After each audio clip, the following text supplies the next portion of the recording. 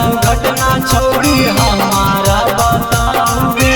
देवर दे है दर्द ऐसन सहलो नहीं जाओगे।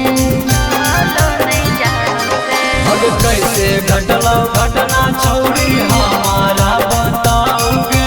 देवर दे है दर्द ऐसन सहलो नहीं जाओगे।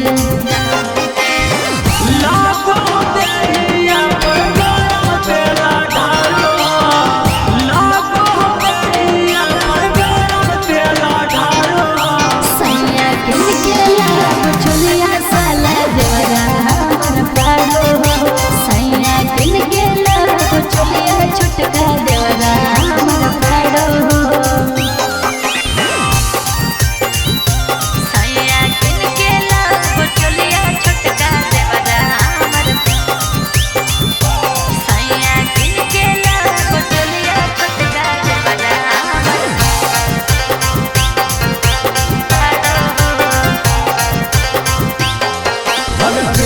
सर पूछो